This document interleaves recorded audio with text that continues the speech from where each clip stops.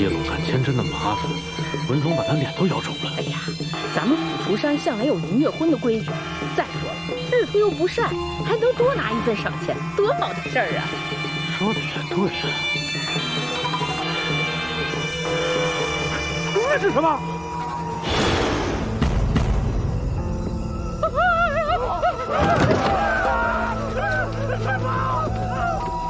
钱婆子，怎么了？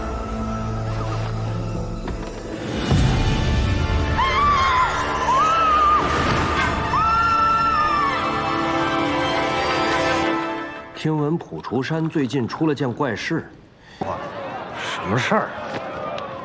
你这多日服药不愈，倒是有不吉之兆。你怎么知道的？因为你是撞邪，不是生病啊。你一个卖膏药的，还懂驱邪啊？这大隐隐于市有何奇怪呢？这倒是你，近日手上沾了不干净的东西，比如死人的物件。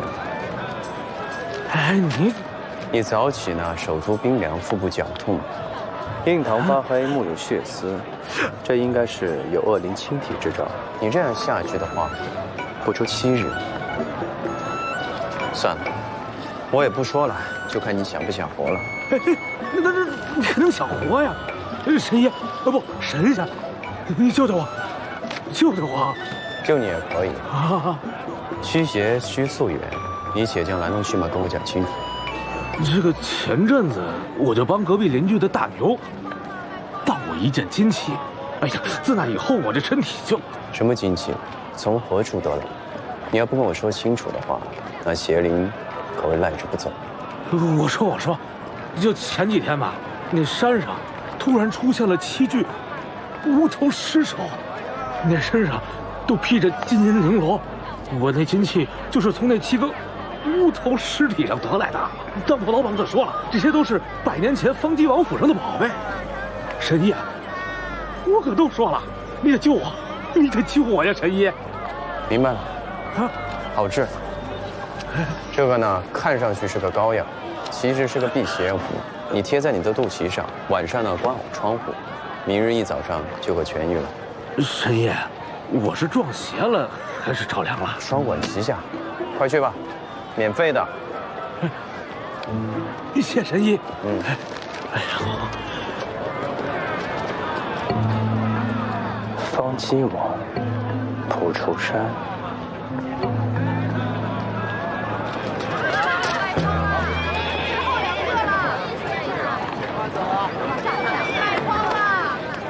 哎，问一下啊，前面离普雏山不远了吧？哎，不远了。那你帮忙指个路呗。哎呀，出镇广东你自己找，我没空。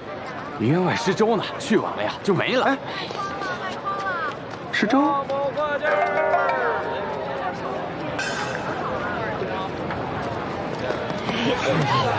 来，给你。好嘞，谢谢。你慢点。姐姐，给我来个包子呗。喂，这位公子，我们这粥是给饥民的，你这一身衣裳可是上好的料子，分明是富贵人家，还在这儿抢粥吃，赶紧走。这，来，这个你。来，后面的。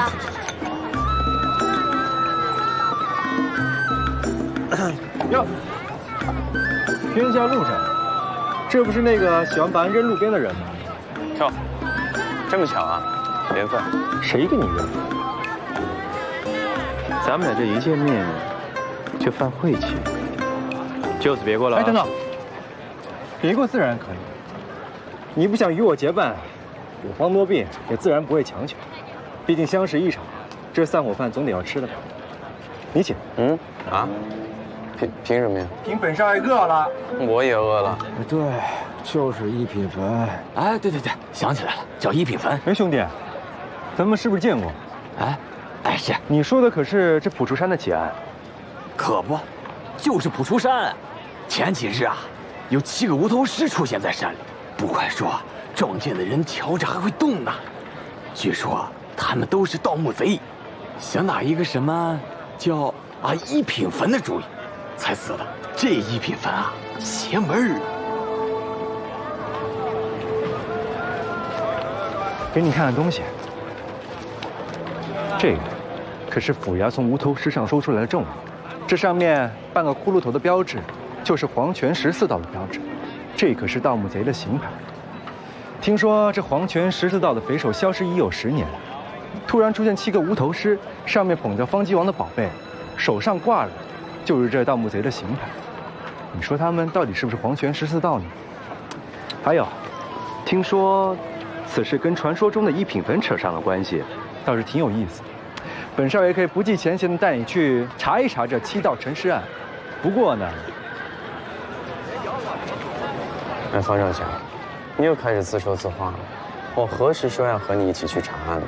你再说了，你说了这么多，我也没有听懂，也没有听明白，都听得我犯困的慌。咱们以后最好真的不要再见面了。不见就不见，本少爷才未必要靠你呢。去，慢走慢走啊！老乡，得打听一下，这附近可有买卖古玩的黑市啊？古玩啊，有，就在山里头，叫魏庄。谢了啊。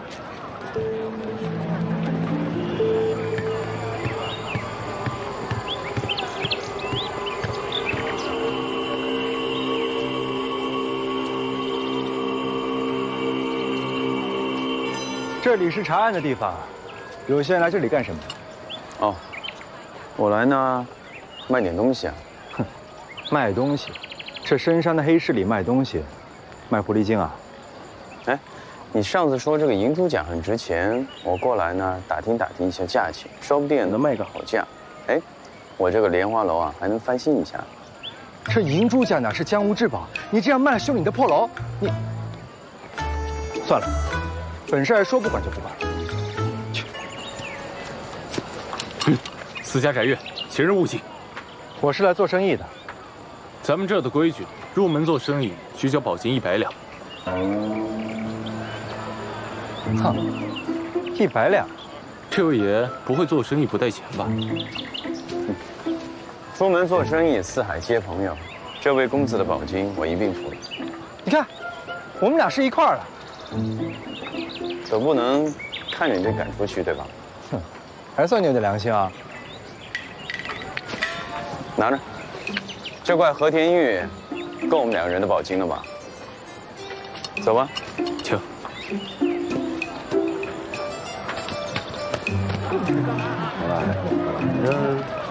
你也太过分了！你怎么能拿我的玉坠来付你的宝金呢？你想啊，你这身上呢只有这块玉坠值钱，反正你进来也得交了它，你交了我就不用了，2个人进来总比1个人划算，对吧？说的好像也有道理。算了，本少爷就饶你这一次，别再让我看见你了。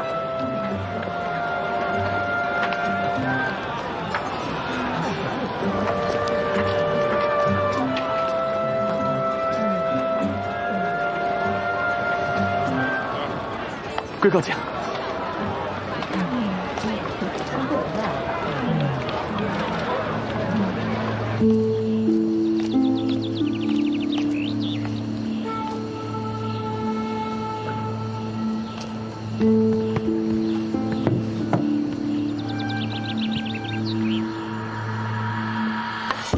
裘陀，你个裘陀算哪根葱啊？敢跟我们狮虎双煞一块吃席？张庆师，你何必吹胡子瞪眼呢？魏庄主开席，这不来者有份吗？爷爷觉得你不配。千师兄，咱们远来是客，先不跟他置气，给魏庄主个面子。哥，段海说的不错，先算了吧。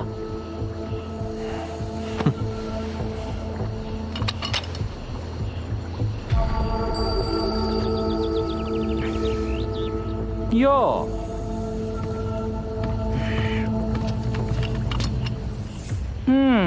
瞧着面生，你也是来吃席的？正是。那小老儿打听一下，尊驾是几更动身，走的是哪条便道？前天动了身，走的官道。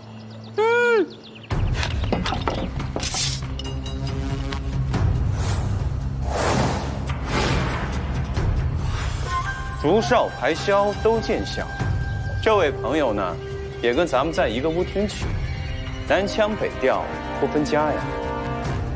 诸位，这位小兄弟呢，不过是个肉头，平日里不怎么下地，不懂行话，大家莫怪。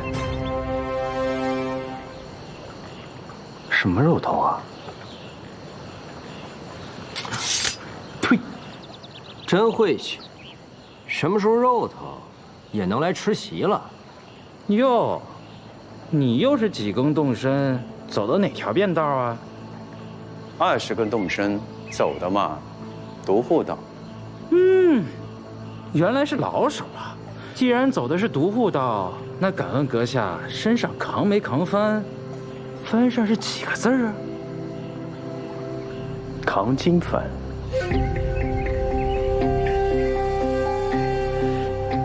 13年前，荆南皇陵明楼前留过的4个字。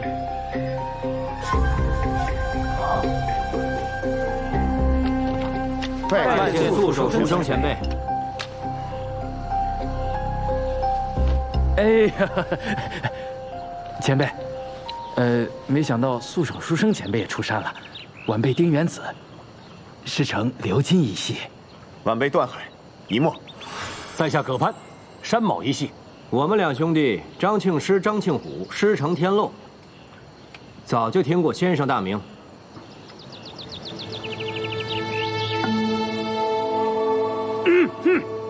古风息，素手前辈跟你一样，走的是独户道，还不快来拜见？没兴趣。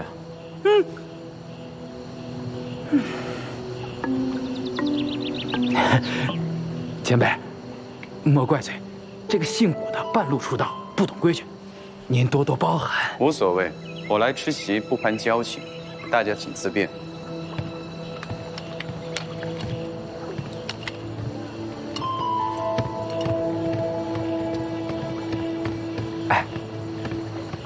刚才你说那些话什么意思啊？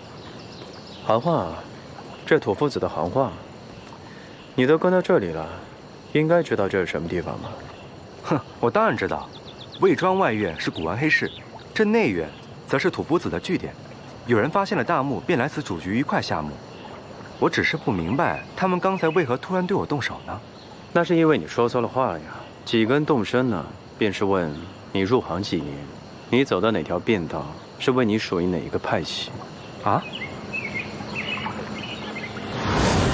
这天漏呢，就是观天象寻穴；山卯是往地势找墓；一墨则按古卷记载寻宝；鎏金就是顺着面试的名气查线索。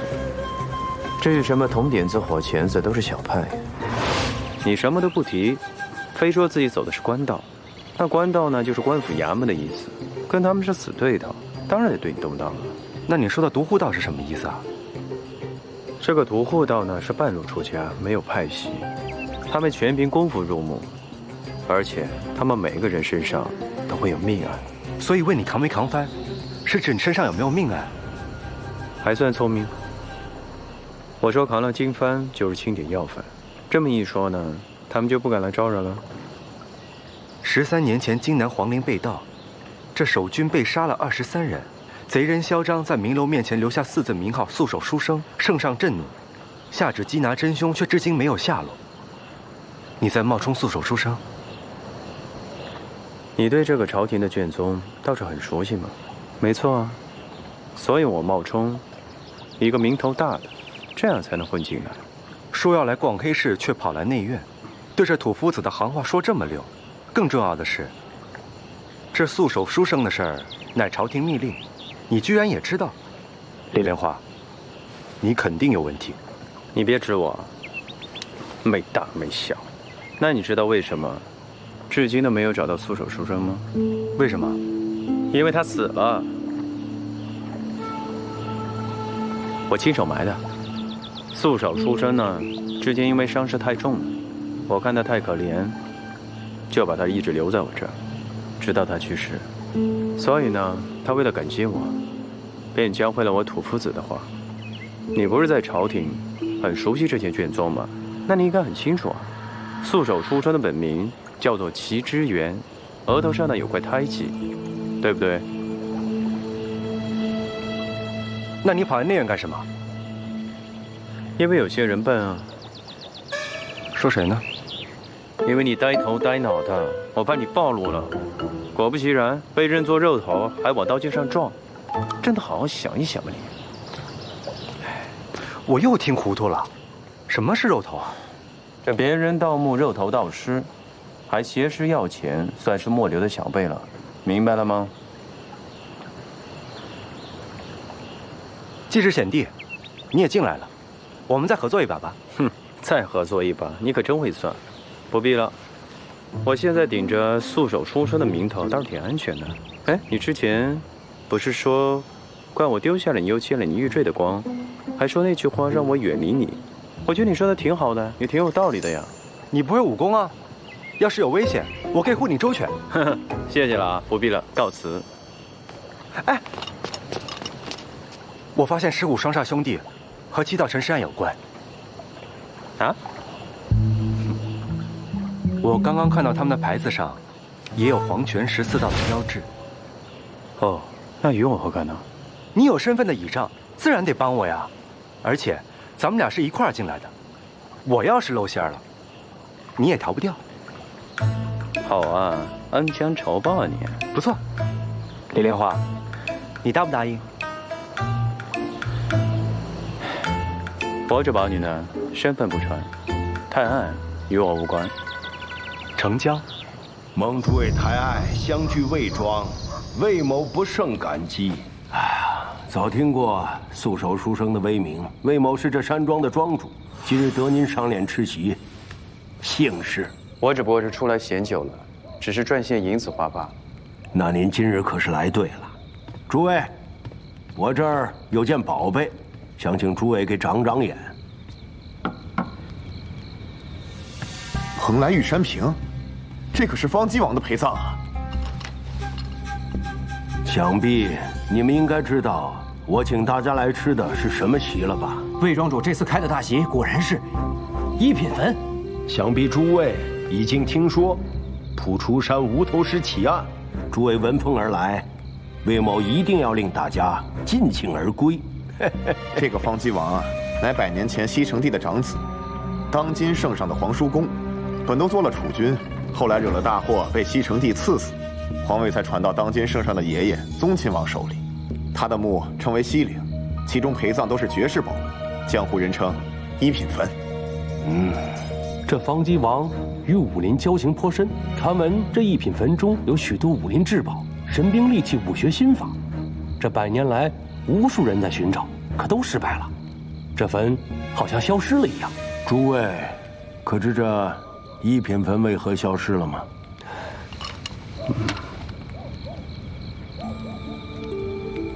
这与方姬王被赐死的原因有关。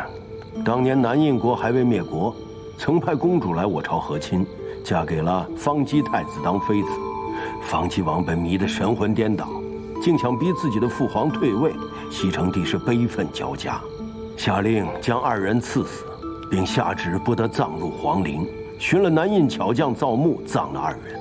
这一品坟是按南印之法造的。南印以奇邪鬼术而著称，难怪按咱们中原的法子找了近100年也找不到。哎呀，可如今就要找到了。蒲出山的7具无头尸体身上，除了方姬王陪葬的宝贝，还有一件，就是这一品坟的舆图。哎呀，没想到建魏庄多年，这一品坟竟在我自家门前，真是老天爷赐的福气。我要诸位来，就是来发这笔大财的。魏庄主，那7具尸首都带着宝贝出来，说明入了坟了。可是怎么就这样死在了野外，还没了头了呢？这一品坟是按南印之法所造，其中机关自是诡异厉害。我猜他们一定是在墓中被砍头致死，然后尸身又被山雨地洞冲出了墓穴。这正好便宜了咱们呢。在座的各位可都是高手啊，定不会重蹈他们的覆辙。如果要是有怕的，大可现在离去。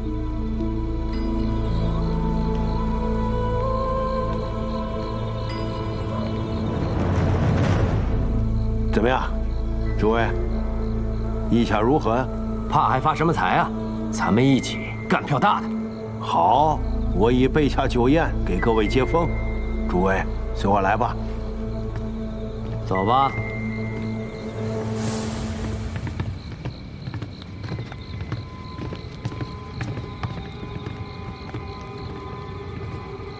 哥，我们要找的观音垂泪就在一品坟里，咱们怎么办？左右咱们也是要找观音垂泪的，先跟他们入坟，然后一个不留。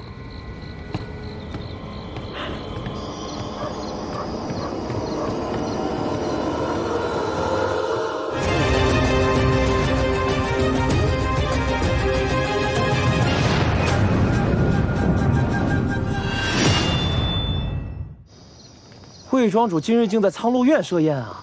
听闻魏庄主的苍鹿院很是祥瑞啊，能在此设宴开席，就没有不成的啊！诸位，预祝咱们这次顺利发财。好，发财！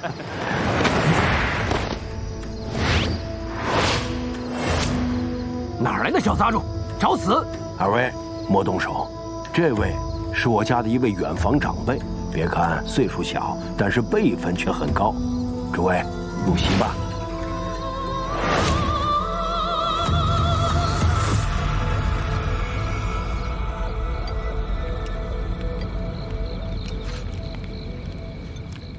魏庄主，你摆着宴席，怎么什么东西都来掺和一脚？一个胆小的囚徒，一个肉头也就罢了，现在又来个无礼的小王八。魏某组局向来是按劳分宝，这次入一品坟也不例外。若到时我家这位小长辈无用武之地，不分他就是。大家放心，来，别坏了雅致，咱们喝一杯。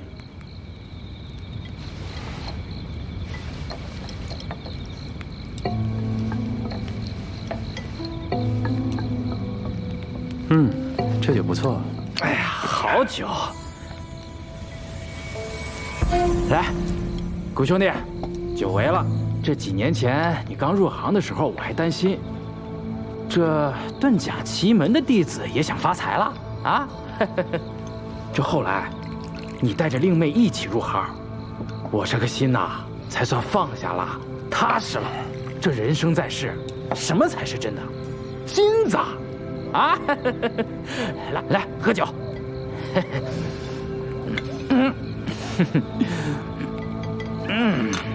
好酒。小娃娃，这魏庄主非要带着你，说说看，你会什么花活？哎，干我们这行，跟着我们混，光闷头吃可不行。来，喝口酒，长点毛，才叫汉子。滚！啊！我的手！来呀，赶紧把丁原子带下去包扎一下。哎，你们慢点儿！小杂种，老子替你家大人管教你。且慢啊，庆师兄，讨个吉利，讨个吉利啊！素若前辈，你什么意思？这还没开工就打打杀杀，也不是好兆头啊。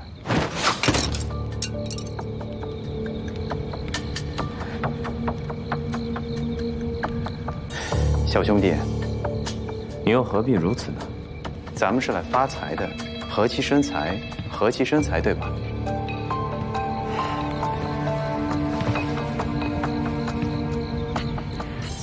青师兄弟，我知道你看不惯，不过我家小长辈功法奇特，一品坟的入口唯有他才能打开，我都忍了，你也忍忍吧。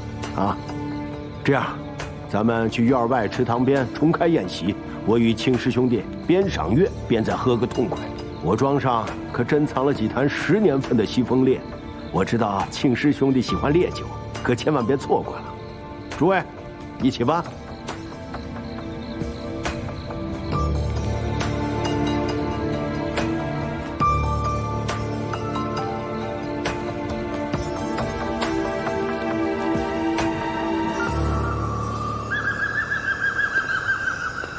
哎，不是说要去河边重开宴席吗？你这就走了？哦，会了。刚刚在酒席上，你突然暗示我不要喝酒，这是为什么？哦，我只是自己不太喜欢喝酒而已。算了，看在你对那小孩挺有善心的份上，我就不跟你计较了。那个小孩，要真是被张技师锤上那么一下，铁定是要出人命。是啊，锤他一下，铁定要出人命。这无头尸案真能翻出100年前消失的一品坟，必定会轰动四方，惊掉这百川院院主的下巴。来，跟我一起查案，真不感兴趣？哎，不是我说，你不困吗？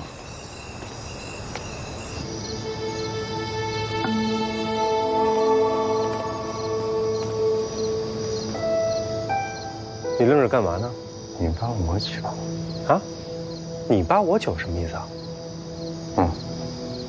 睡房啊。哇，这魏庄主倒是挺爱赌的，拿着骰子点数当房号。行了，你赶紧进屋睡吧，我有事情要办。哎，干嘛去？这15双煞兄弟手上拿的就是黄泉14道的牌子，我还听他们说了，要杀光所有进一品坟的人，所以我怀疑这7道陈山跟他们有关，我去会会他们。走了。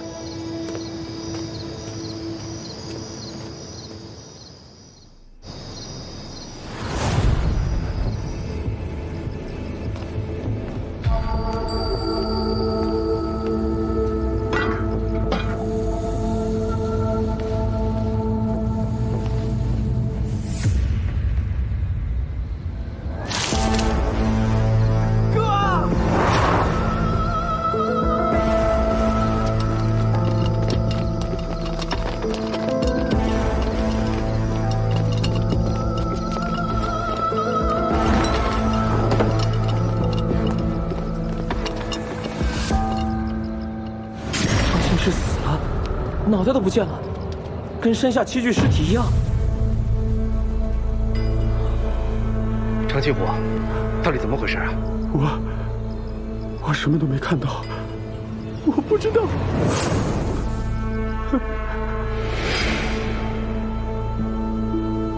你兄弟2人同睡一屋，怎么会没见到凶手？是不是你离开过屋子，被人趁虚而入了？不可能，我刚刚起夜，就在门口。不可能有人进来，我不知道。可是不知道为什么，我一转身，哥哥就成了这个样子。这窗户是从里面拴住的，杀人砍头也不是片刻就能完成，更何况一直未曾离开的庆虎兄弟竟然毫无察觉。这到底是怎样的高手啊？会不会不是高手，是邪术？我听说1品坟有邪术护佑，但凡有点私心的人，都会被邪术所杀。之前山下那7具尸体就是这样丢了头的，现在张庆师亦是如此，会不会接下来就轮到咱们了？那这个邪术倒是很讲人情啊。前辈，你什么意思啊？要真是邪术的话，大可在人前夺了你哥哥人头，更能震慑出旁人不敢妄动1品坟。现在却故意让张庆武看不到这残酷的一幕，倒是懂得怜人。当务之急吧，还是先看看这屋子里还有没有其他的入口。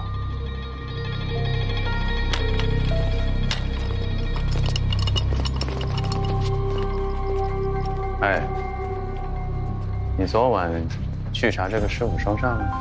我一直想找机会跟你说呢。我从苍鹿院门口出来跟着他们，转眼人就不见了。你怎么老说岔子呀？我一直以为这7道陈山是他们俩干的，所以格外警觉甩掉了我。没想到现在张庆师也成了无头尸，该不会真的有什么邪术吧？探案我可不管啊。我也没指望你。哼，那就好。你们来看。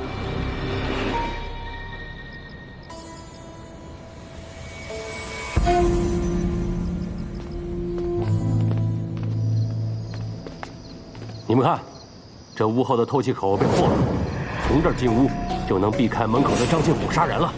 这洞口不过1尺见方，如何钻得进人？哼，这1尺见方，大人是肯定进不去了。你说的是晚宴上那个小孩？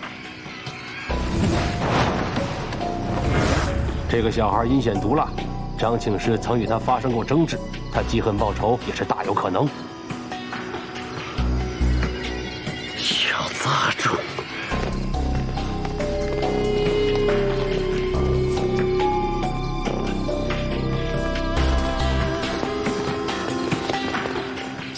给我站住！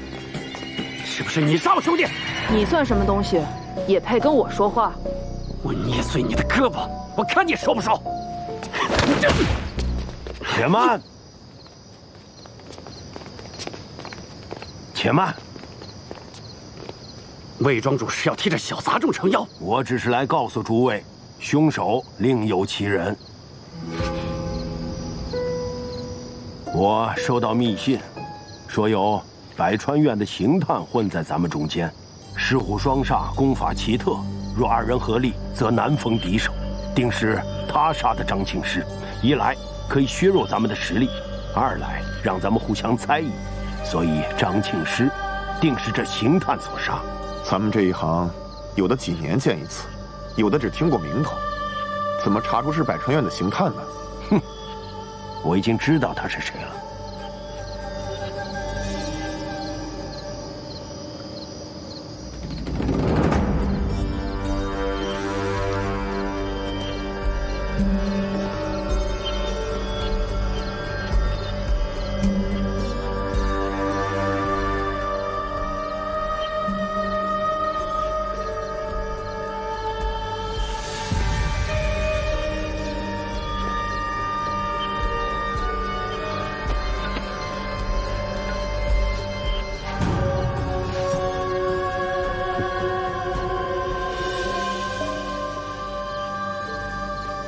百川俱下，积浊扬清。葛攀，你果然是百川院的人。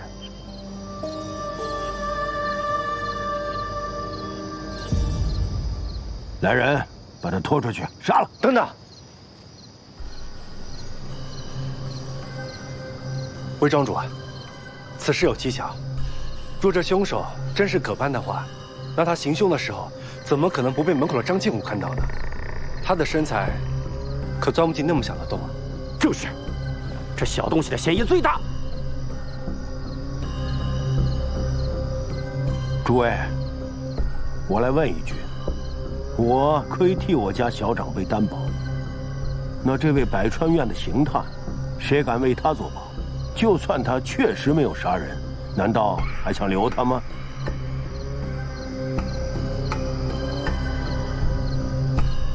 既然大家都没异议，那就送葛攀上路吧。不可来杀！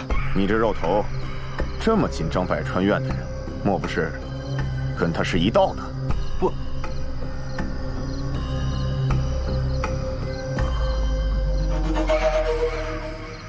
诸位且慢啊！哦，不知道素手书生有何高见呢？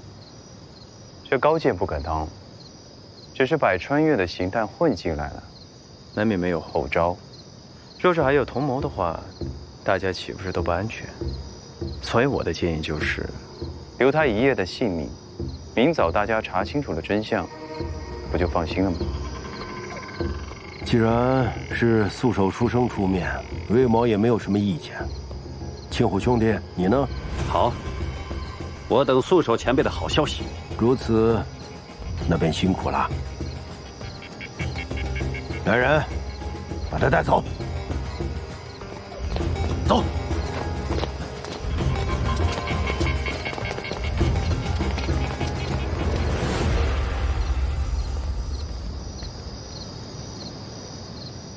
这一个魏庄挤了这么多百川院的刑探，哎，你认识这个葛攀吗？我没有在百川院习过武，我不太确定。但这把佩器的确属于我们百川院的，所以葛攀不得不救。刚才多谢你出手解围，多谢了。我不是帮你，我是怕死啊，方少侠。我们两个一起进来的，真要是打起来，那肯定会牵连我呀。我这想来想去呢，要么把你供出去，要么就帮你了。两个我只能选一个，也没有办法。拿着。把我供出来？你什么意思啊你？你还没说我。行，晚点跟你算账。除了这正门和这后墙的洞，似乎也没别的入口了。难道这是小孩干的？我问你啊，你若是那个小孩，想从后墙爬屋进去，你会怎么做呢？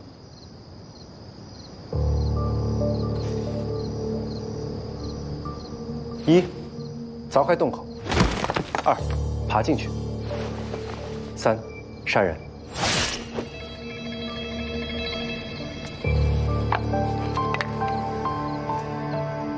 拿着。凶手的步骤跟你说的是不同的。这上面有血迹。先敲了砖，再爬进去杀人，血不会粘在这个砖上。现在砖上有血，说明这个凶手是先杀的人，后敲的砖。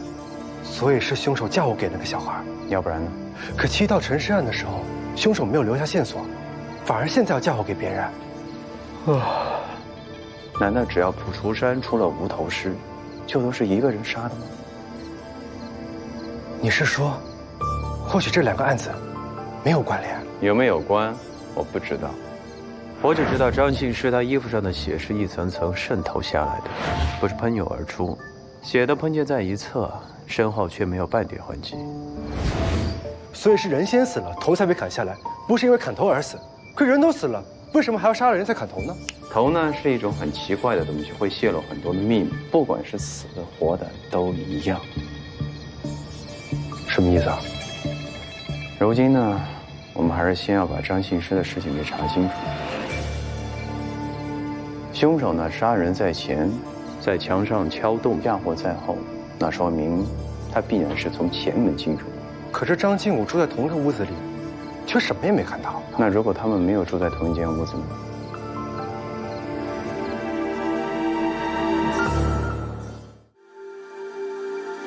这还用问吗？一个4，一个5，当然这边啊。哎，奇怪，这怎么也是4啊？哦，你抹的泥巴啊！天黑越暗，凶手只需遮住5号门牌中的白点，再用这个白灰在4号门牌上加上1点，那4、5就交换了位置。只需尸虎双煞分别回房，那么在这个时间差中间随便动了一点手脚，后回屋的那个就会错把5号房当成4号房住进去了。可我昨天晚上是看到了石虎双煞兄弟一同住到苍鹿院，理应是一同回屋啊，怎么路上还会分开了？那你为什么又会把他们跟丢呢？我带你去。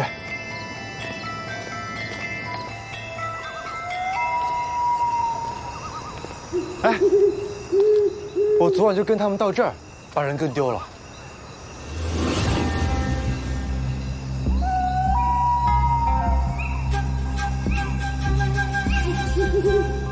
我知道了，我们来演绎一下。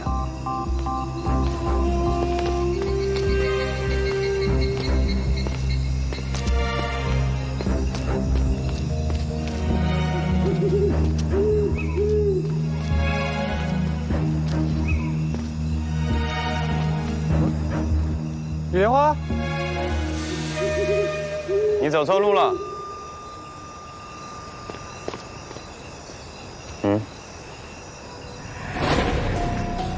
这就是昨晚的玄机。这里雾气深重，正适宜布置奇门遁甲之术。高手呢无需多做，简单几步，便可以让人迷路。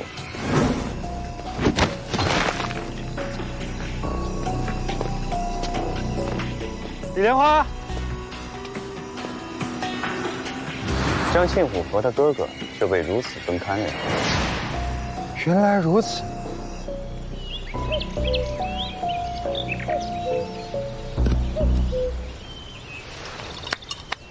昨晚的情况，大概就是这样了。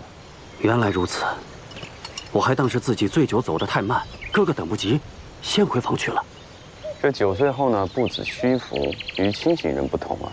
你们兄弟被设计分开，回房时候呢，住进了不同的房间。我们兄弟2人住的是同一间客房。那你可曾听到你哥哥的声音啊？没有，我酒醉犯困，回房就睡了。所以你哥哥住进了4号房，而你住进了5号房。昨夜酒宴后，尸虎双煞回屋路上被这石板路分开，张庆师在前，张庆武在后。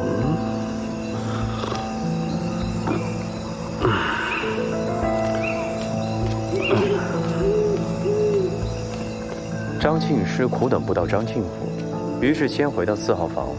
此时凶手在门牌上分别涂好黑泥和白灰，让2个门牌对调，又进入了4号房，杀了落单的张庆师。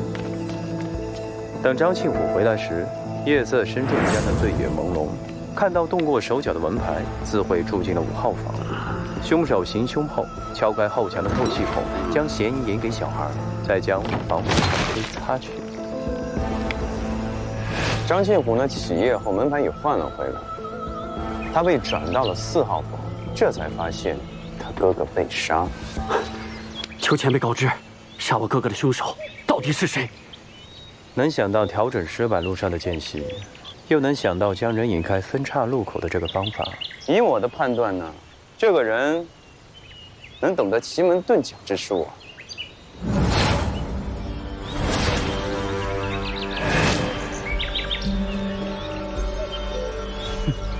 古风仙，你入门前不就学的是遁甲之术吗？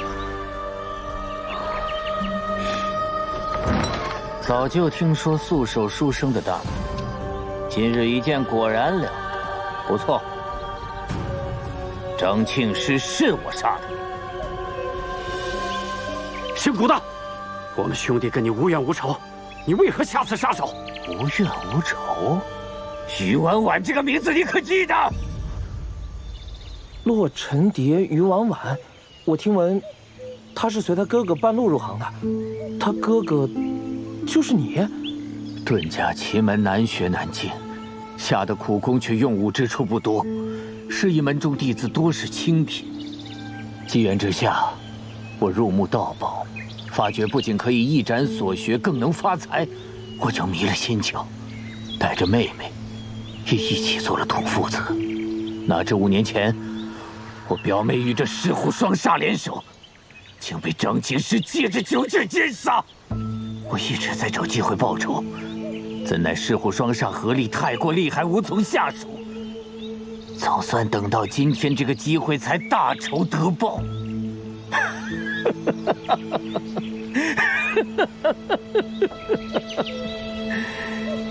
张庆师是被我妹妹的玉簪穿喉，我杀得痛快，杀得应该。可他的狗头不是我砍的，我杀了你，为我哥报仇。大汉助我！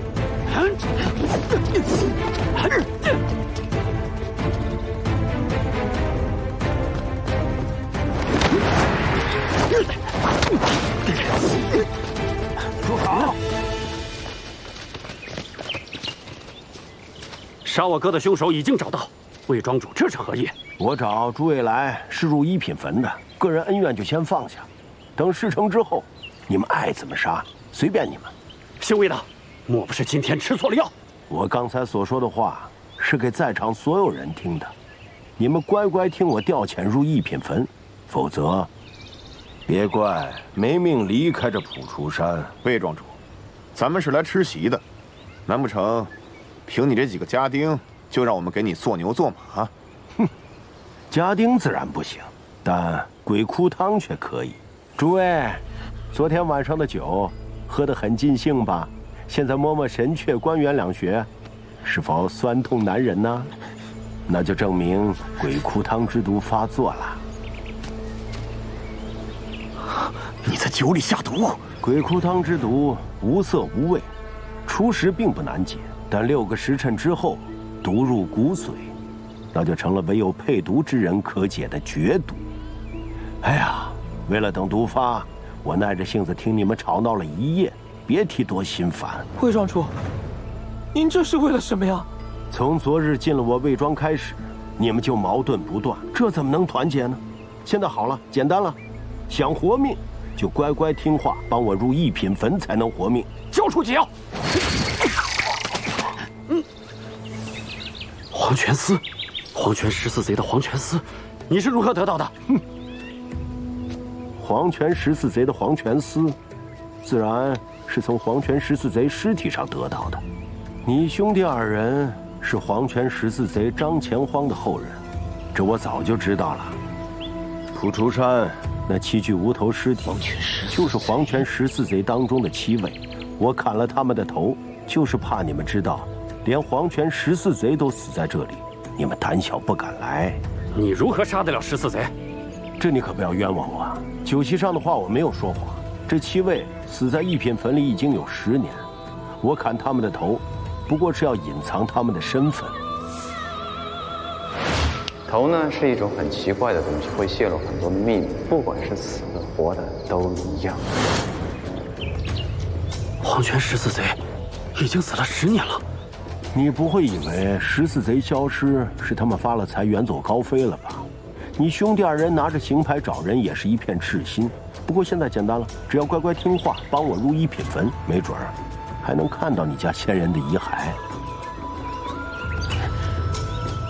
这姓魏的阴毒，各位，咱们一起上，现在还有胜算，大家快上啊！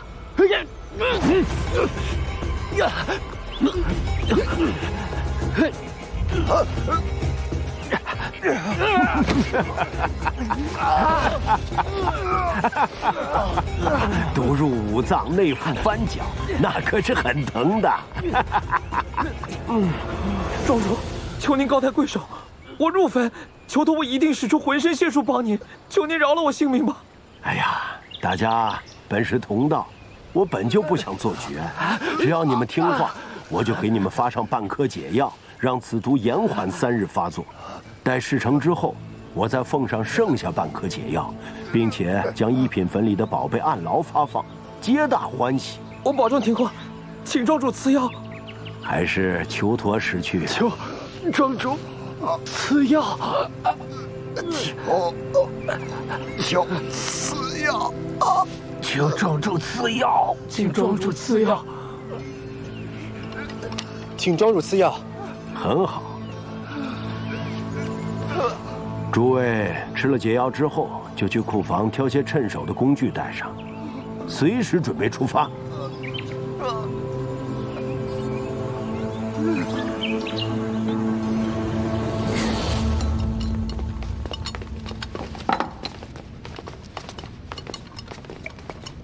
哎，李莲花，我这儿东北角看守不多，你从那边走比较方便。啊？走？这魏庄主在朴树山待了1辈子，他若真的有本事入坟，把这黄泉14道尸体搬出来，何必等到这个时候呢？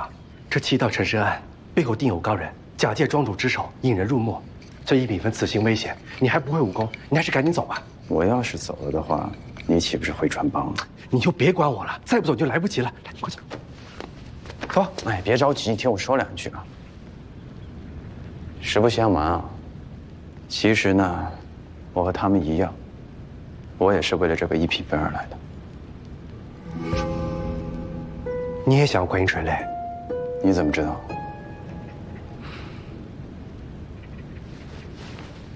你虽然抠门，但不曾贪财。那这1品坟里的金银财宝，你肯定不在乎。我方大少爷就站在你面前，却从未替你讨教过武学。那这武林秘籍，你肯定也不在乎呀。还有这银珠甲，你都不当回事儿，说明这神兵利器你自然不感兴趣。那便只有观音垂泪了。我说这观音垂泪到底是个什么东西啊？怎么每个人都想要，连你也想要？观音垂泪乃是稀世灵药，师傅双煞想要它，自然是要增加功力。我是治病。治病？你受伤了？你生病了？只不过小的时候呢，我自有心疾，晚上呢也睡不好，也吃不好，心眼也特别的绞痛，唯独只有这个观音垂泪啊，才能治我的病。这观音垂泪不过是隐藏百年的药，若是不能救人，还有什么意义啊？再说了，我方多病岂是忘恩负义之人？你放心，这观音垂泪，我会想办法帮你拿到的。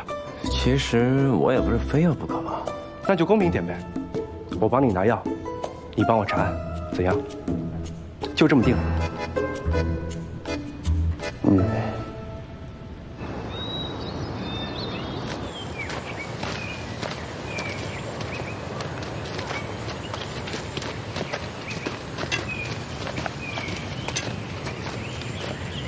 哎，你说那小孩到底什么来头？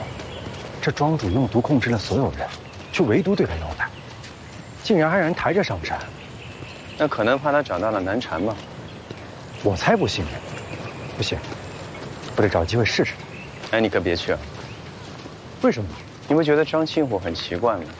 你倒不如多留意他呀。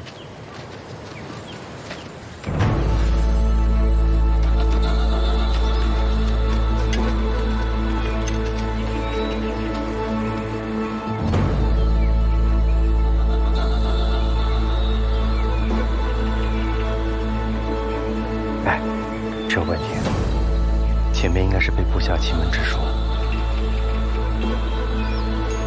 你看啊，这么大的东珠还被穿了孔，这明显的是从手指上掉落下来的。这么看呢，应当是这里。七道禅师在这儿，一品坟也在这儿，幕后之人应该就在附近，等着我们入墓呢。诸位，看到了吧？这儿就是一品坟，可惜啊，被奇门之术挡住了。古兄弟，有劳你了。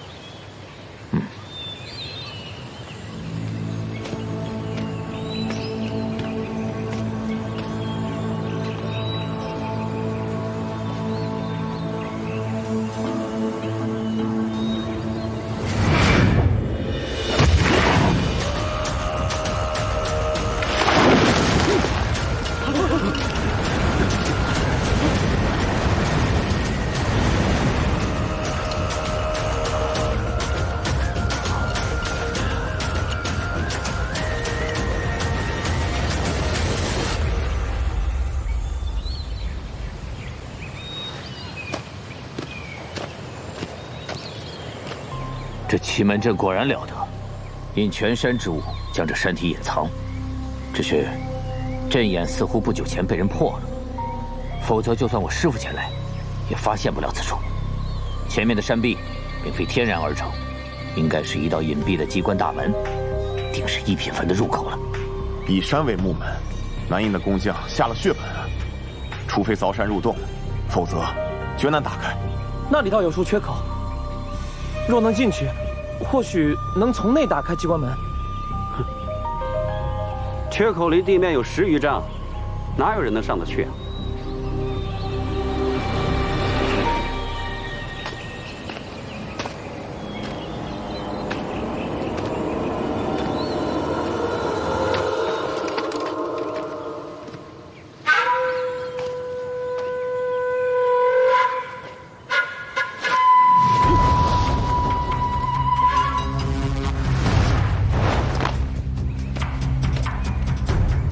诸位，都看到了吧？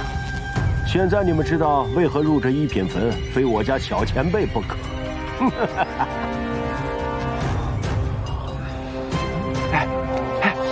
看到了吧？你也别大惊小怪的。这个轻功呢，是还不错。何止是不错，这样的轻功在万人册里也得留名吧？哎，你怎么那么淡定？哦，我这也分不出来真假，也看不出来高低啊。那你学着点吧。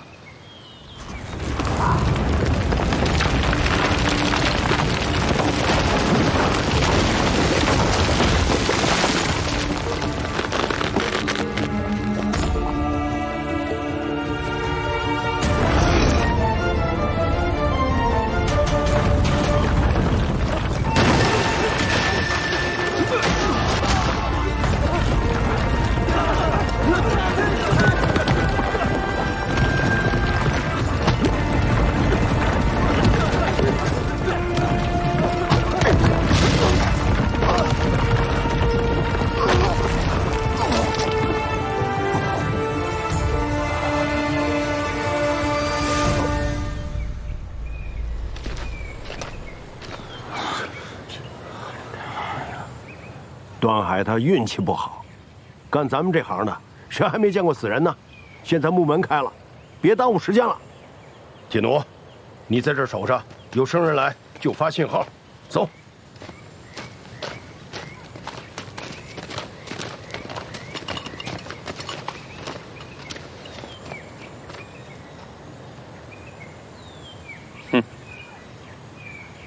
你笑什么？这笑运气更笑人情啊！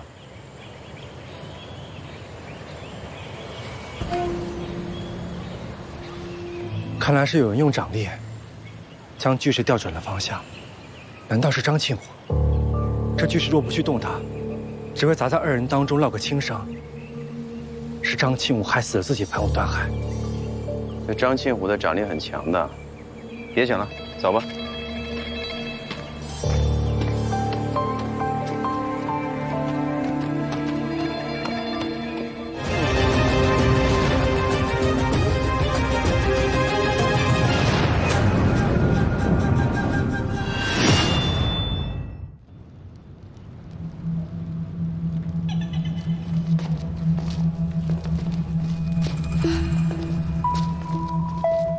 刚进门的长明灯上都贴着金箔，这一品坟真够排场的。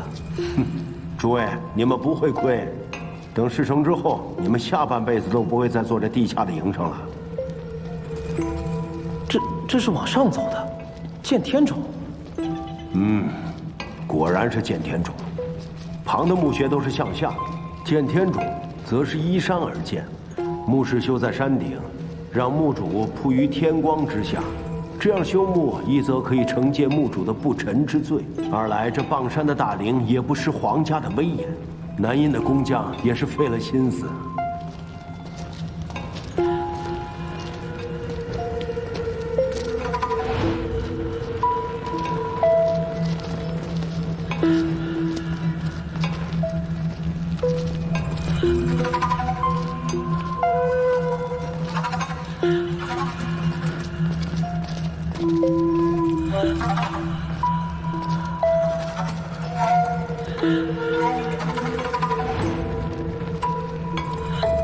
奇怪，这木门怎么是打开的？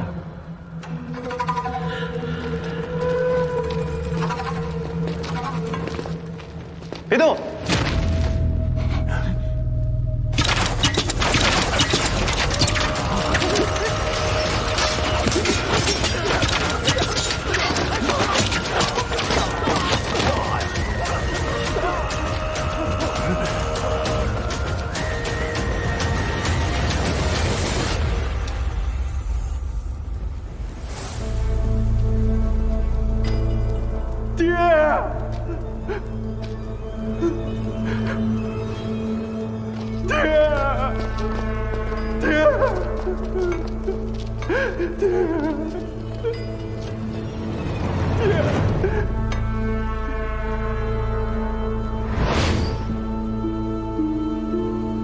独臂神道梁不明，紫袍贼王岳三秋，这是黄泉14贼的另外几位。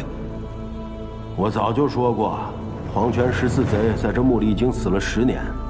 张江湖，我可不曾骗你。尸身腐化的并不严重，想来是这墓穴特殊，所以山下那7具尸首会让人认为是心死。看来这黄泉14贼在10年前就来到此处。即使被困死在这里，又为何一半在墓穴，一半在山下？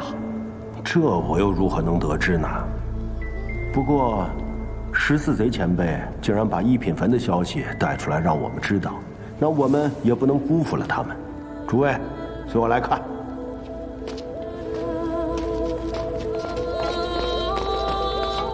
来，给它打开。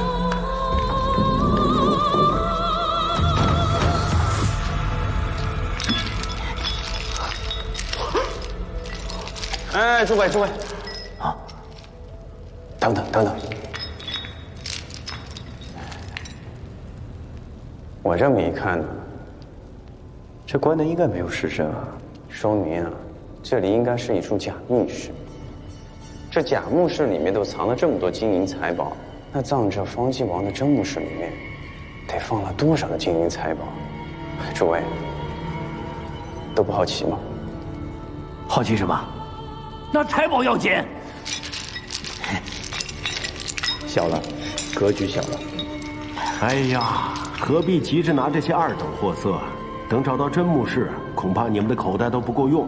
现在这是墓道的尽头，真正的入口一定就在这附近。谁先找到入口，谁第一个选宝。想发大财的，各凭本事吧。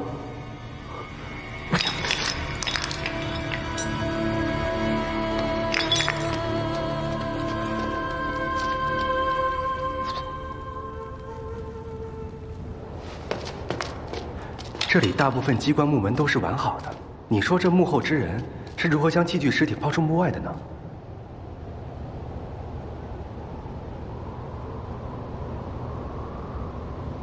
最简单的方法，就是把它丢出去。丢出去？这一品坟不在地上，而是在山顶上，不是吗？把手伸出来。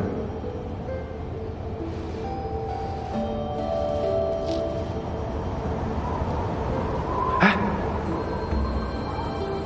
什么感觉？怎么有风啊？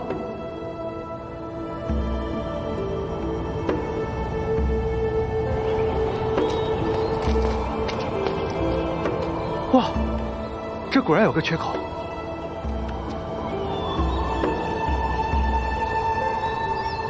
这下我就明白了，这器具尸体是从这里被丢下去的，恰好被迎月昏的山民撞见，于是便见到了月下其实见风腐化扭曲的样子，以为尸体还活着。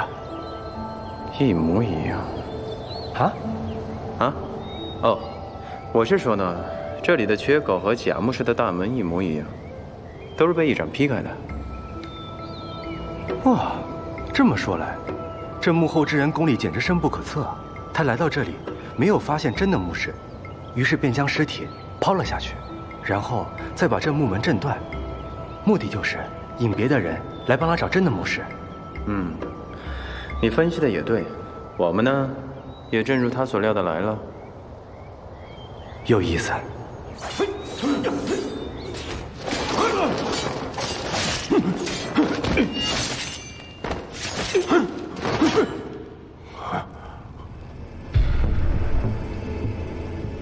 葛潘，你想干什么？诸位被下毒逼迫，都忘了吗？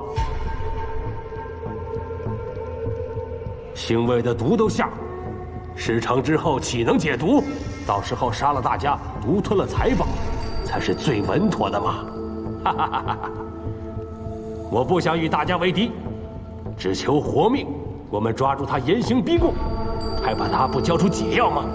到时候诸位平分这一品坟的财宝，岂不更好啊？啊！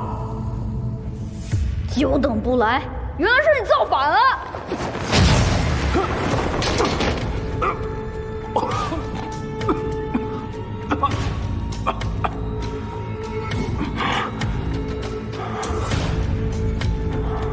乖乖听话，别找死！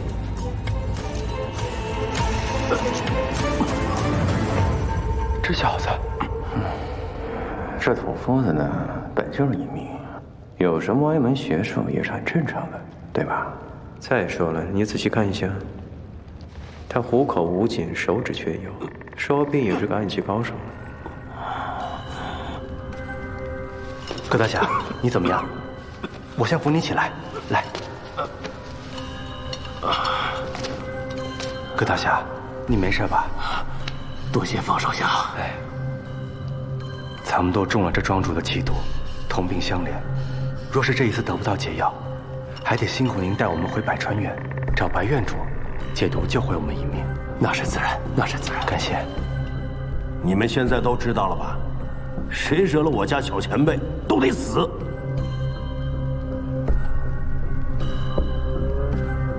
还不赶紧去找！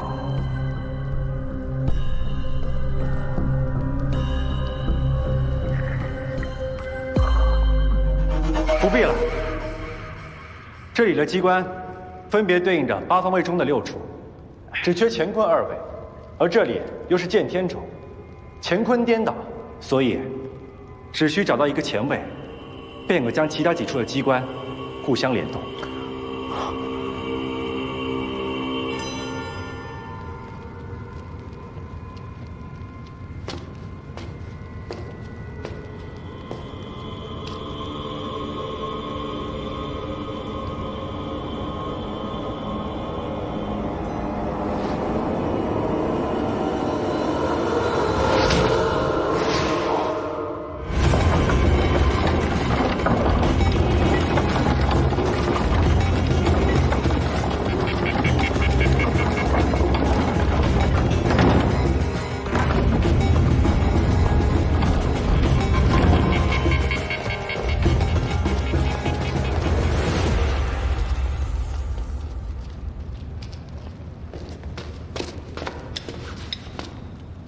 这是机关飞圆爪，一旦有任何危险，你就用上它登高逃命。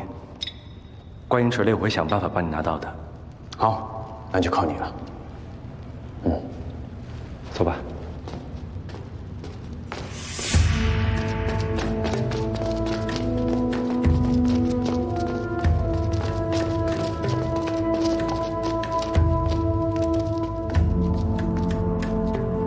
观音门，一品坟找到了，终于找到了！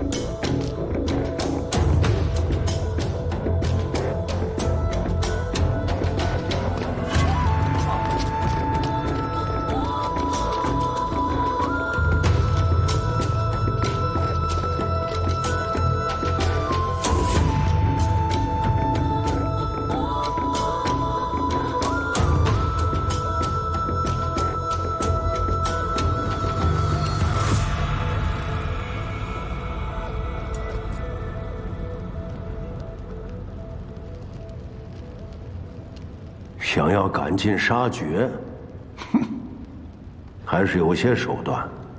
这梅花镖自你们3人那侧发来，说，是谁？谁？刚刚我也险些被暗器所害，我被伤了内息，用不出武功了。张庆虎，狮虎双煞，我记得你是用暗器的。刚刚所有的火光熄灭的时候是同时的呀。正是，我用的是虎牙镖，从未用过梅花镖。哎，不过狮虎双煞倒是很会演戏啊，还不累吗？你什么意思？我是说，演你自己的弟弟很累吗？你会不会忘了自己是谁啊？张庆师。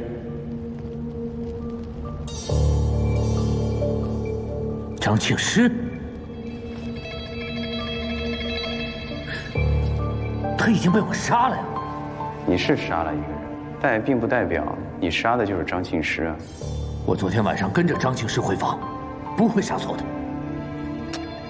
这狮虎双煞呢，大家也都知道，同胞同相，那你是如何分别的呀？张庆师手持双锤，身穿黑衣；张庆虎则用镖囊，穿白衣，一目了然。我问你一下，如果2人换了衣服和武器呢？他们为什么这么做？因为巧合。魏庄主曾经在酒宴上说过，狮虎双煞中呢，这个张庆师啊，酷爱喝的是烈酒，招待大家呢也都是西风烈。没错，是。哎，那他们昨天分别饮了多少？张庆师喝了半坛子，然后就酩酊大醉了。这个张庆虎喝了半杯不到，之后就用茶水代替。你应该已经知道自己不对了。昨天晚上你跟着的张庆师，他清醒得很，反倒是跟着后面的张庆虎酒气冲天。况且你也说过，你呢是用玉簪穿喉筛。那么你杀完人之后，我想问问你，人头去了哪里？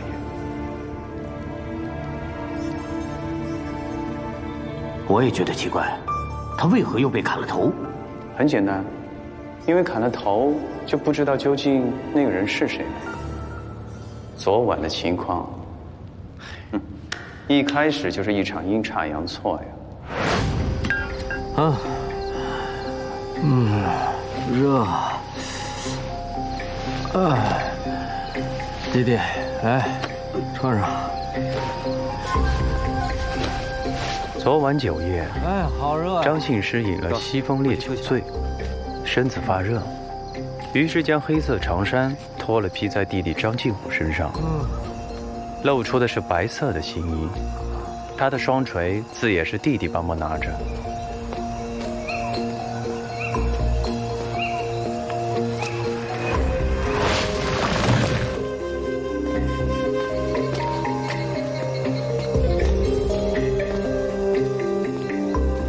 一直躲在暗处的古风星，将身披黑衣、手持双锤的张信虎当做了张庆师，入4号房杀了他。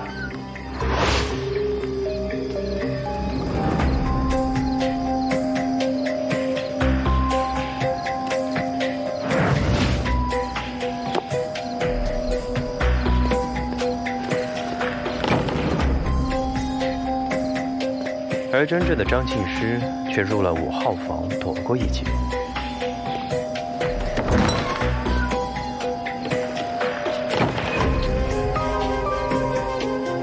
开始的阴差阳错，很快就变成了处心积虑。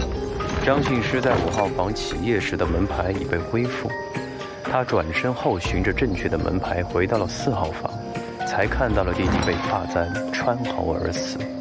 地上自己的黑衣和双锤，让他知道这是自己嗜酒好色惹下的灾祸，而弟弟做了替死鬼。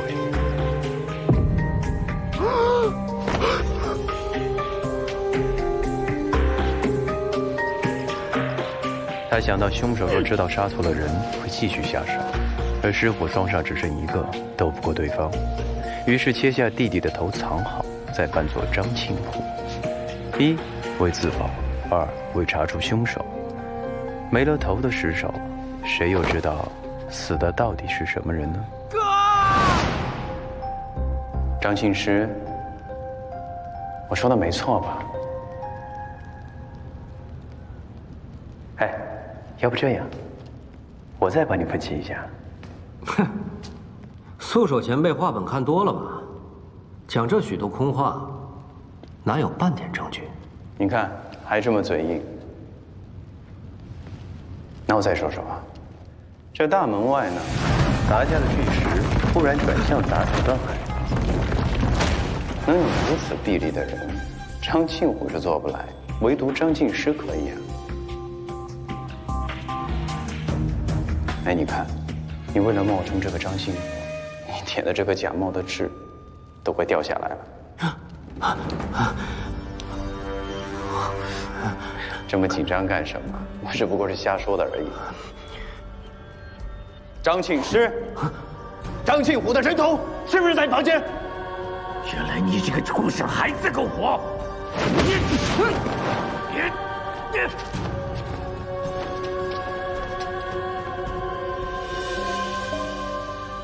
那这张庆师不会用暗器，那这梅花镖。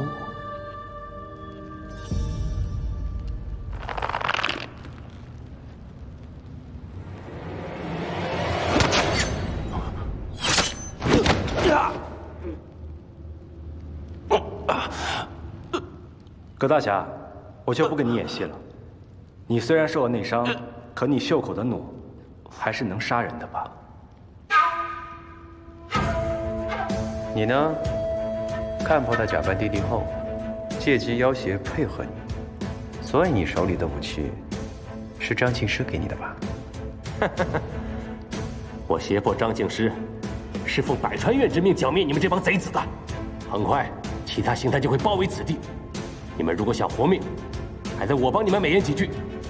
我还是劝你们乖乖的把我放了。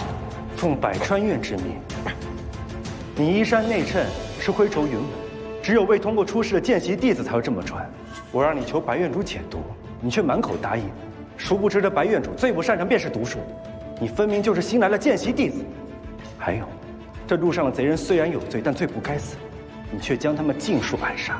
你如此卑鄙贪婪，还是跟我回百川院，让佛比凡师好好审审你吧。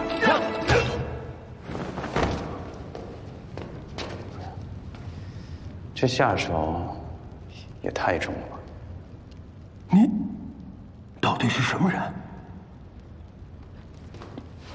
百川院刑探方多病。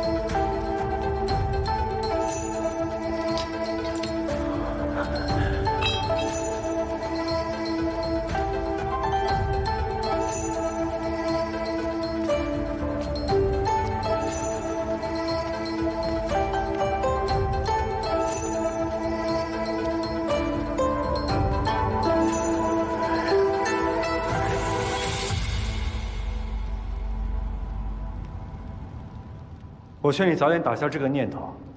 这里的宝贝怎么用，可不是你说了算。哼！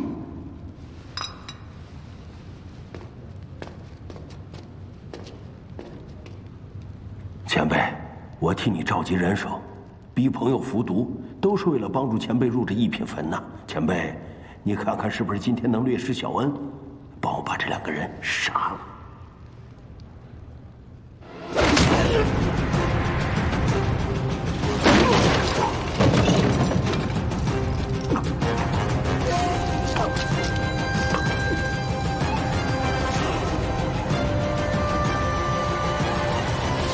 你也配跟我提要求？原来幕后之人是你。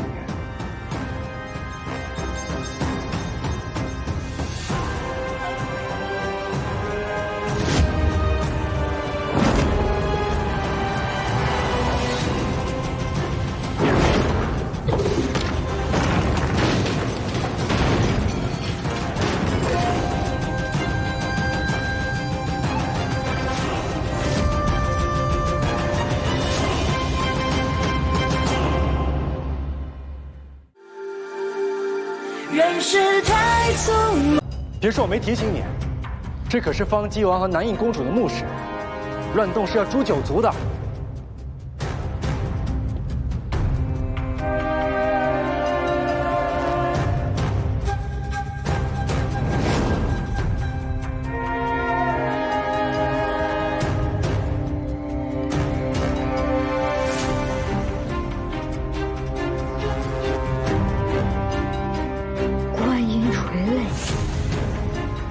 把观音锤交出来！找死！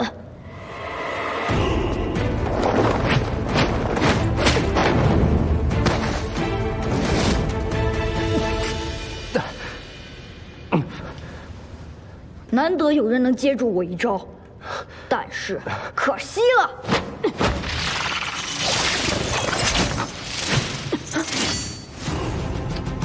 哦，原来你要的是这个呀！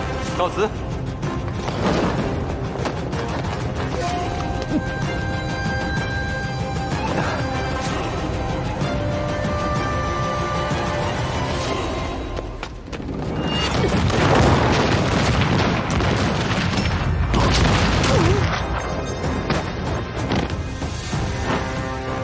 追得这么紧，那我就不要了。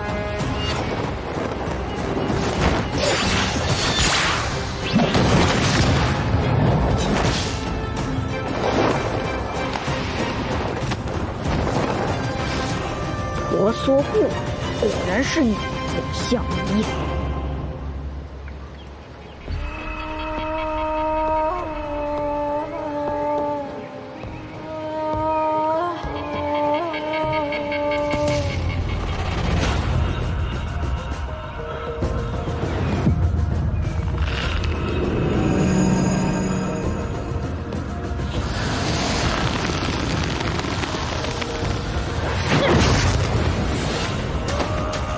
观音锤对名不虚传，总算救上京府。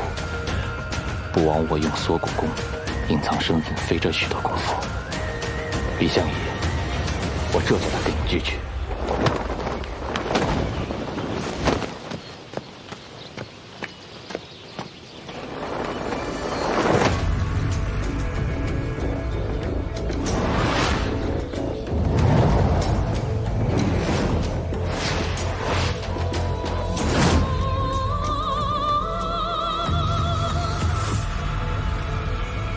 10年不见，李相夷别来无恙啊！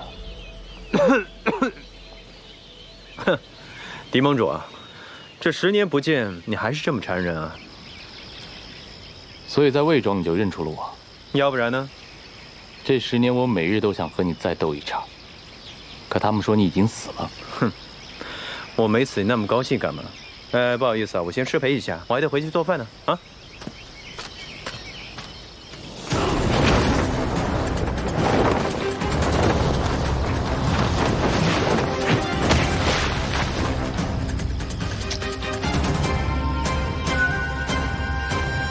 你为何只剩1成功力？你中了我的明月沉西海，我不也中了你的悲风催八荒吗？这受了点伤，多正常啊！哎呦，服下观音垂泪之前，我也有6成功力。这10年你都做了什么？实不相瞒，这10年我的确挺忙的。我忙着好好照顾自己，忙着好好生活。哦，对了，我跟你说，我还学会了烧菜。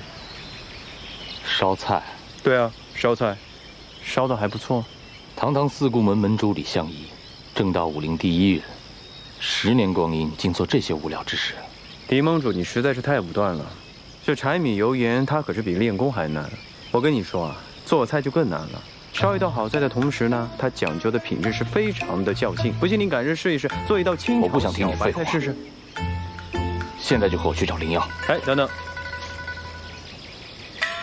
若补品真的有用的话，你又何必用缩骨功去找观音垂泪呢？没用的。更何况，我现在也懒得用。再说了，我现在这不挺好的吗？比之前更年轻了呀。我真没想到这10年你活得像条狗一样。你才是狗！你想当废物？好，我成全你。我现在就带你去百川院，让你的属下看看四顾门门主李相夷活成了什么德行。你不要尊严，我就让你没有尊严。哎，慢点，慢点，慢点！哎，不行了，不行了，我要吐了。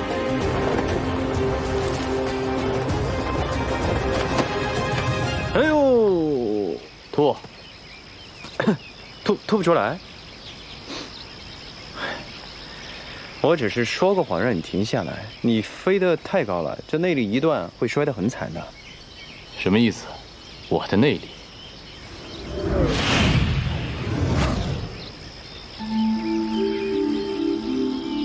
哎，你也别试了，这内力啊被封住了。观音垂泪。哼哼，聪明。你下毒？哎，别过来。这君子动口不动手。是一品坟里的修罗草。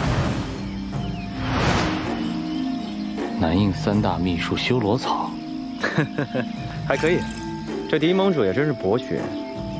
这墓里那位南印公主是百年尸身不腐，就是体内有修罗草的缘故。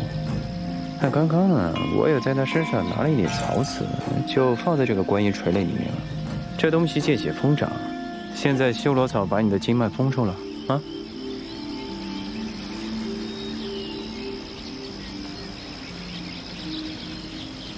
李相夷，你是不是早就算好了这一切？我不过呢是去了一趟玉城，就知道你没有死。那你出关之后定要找灵药疗伤呀，就只有这观音垂泪了。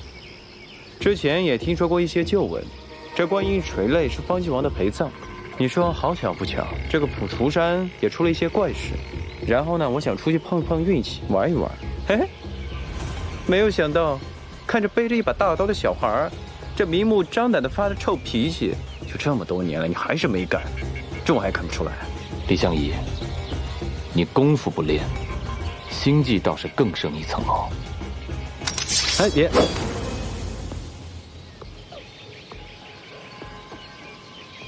你想用修罗草杀我？在这之前，信不信我先杀了你？你看你想多了吧？我只不过呢，有事请你帮忙。你威胁我？我怎么可能威胁你呢？我们又不是第一天认识了。我还不知道你，你这个人呢，最不受的就是威胁。这样，先把刀放开，慢慢聊。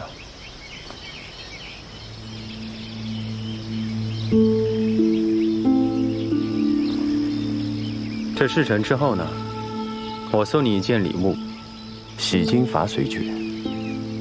你师父的绝学？没错，此穴呢可逆转心脉，将修罗草丝排出体外，恢复你的内力。当然，你要是不同意呢，也不勉强，大不了你直接用刀把我给杀了。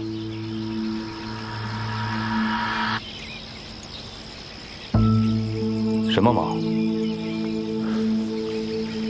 很简单，这第一呢，你替我守住我身份的秘密；这第二，我师兄单古道的遗骨在哪？我还以为你要我解散金元盟，或是不伤武林中人。第一件事我可以帮你，你自轻自贱，我无所谓。第二件事我帮不了，你师兄死了10年，江湖乱了10年，我找不到他的尸体。当年金约盟杀了我师兄，抢了他的遗骨，我才引你东海一战。这10年以来，我一直在找他的遗骨，可我却从未找到。以你的号令，定能号召金约盟重查旧事，帮我找到我师兄。你师兄被野狗吃了也不无可能，你要我杀遍天下野狗，去找你师兄的骨头啊？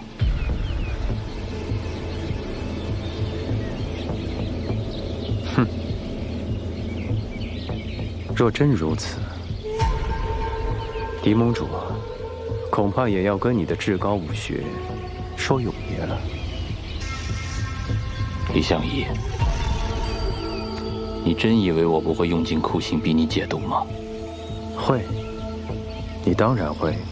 你探我弃海之时，知道我命不久矣。你对我这个将死之人，做这些又有什么意义呢？你也别再浪费时间了，要不然我还没有找到我师兄，哼，我要是死了，你不是白费力气吗？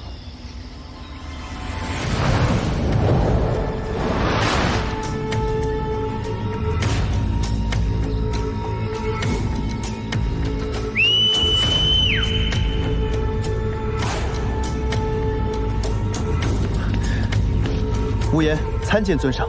10年前单孤刀的尸首，是由哪个仵作查验的？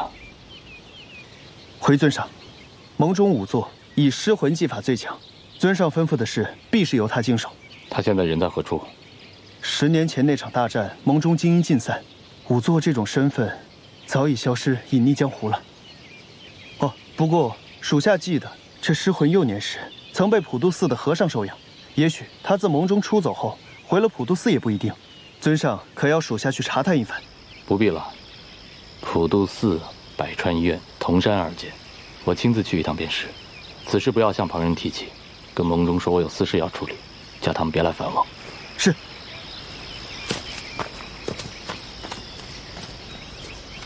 走吧，普渡寺。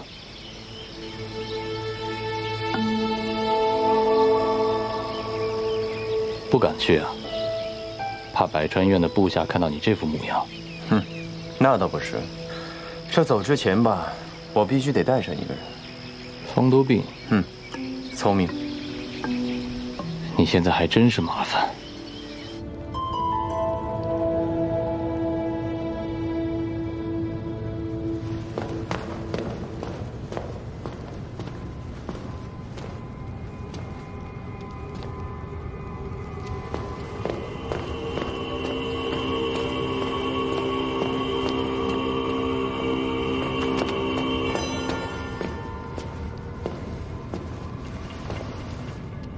方多病，方多病，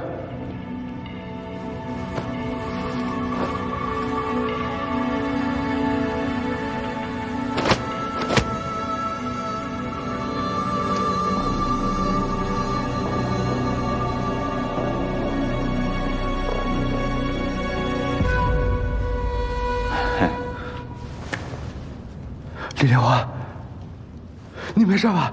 啊！别激动啊，放心吧，我没事，逃命我还是很擅长的。这死东西，武功这么强。对了，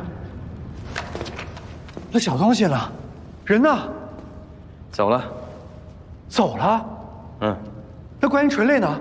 赶紧追啊！哎，别激动，别激动，你这个伤都还没好呢。都说了，被他带走了。这个臭小子，他处心积虑呢谋划这一切，其实啊就是为了治病。于是呢，我就用这个观音垂泪换他一辈子不再作恶，他自然也就同意了。就这么简单？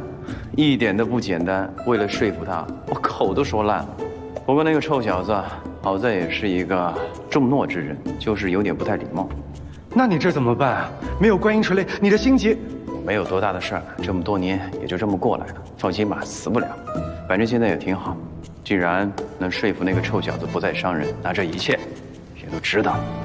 还算你有几分侠义心肠。你放心，我早当你是我的搭档了。你的心结，就算寻遍天下奇痒，我也要帮你找到。至于你当不当我是这个搭档，本事还不在乎。哼，不认又能怎么办呢？反正也甩不掉你喽。啊，拿着。我跟你说啊，如今这个一品坟的洞口打开了，那肯定会有很多的贼子闯进来抢夺这些金银财宝。事不宜迟啊，你赶紧去上报。再说了，你现在应该是破第2个大案了吧？你别提了行吗？现在人都死光了，谁还能替我作证啊？你忘了，门口你刚才打的那个，不是还活着吗？对哦。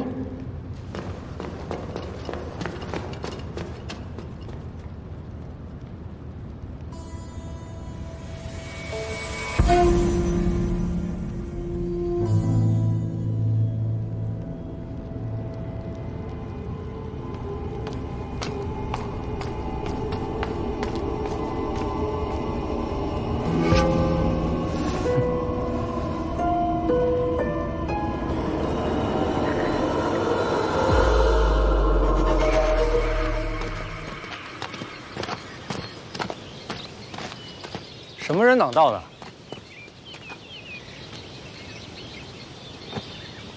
自己人，他就是用那个铁头套罩着脑袋的铁头奴啊，记得了吧？哦，铁头奴啊，难怪一副冷巴巴的样子。这铁头奴什么时候成为自己人的？哦，他叫阿飞啊，南海人士。多年前呢，我与他相识，后来他中了魏庄主的奸计，被收作铁头奴，实在是很可怜。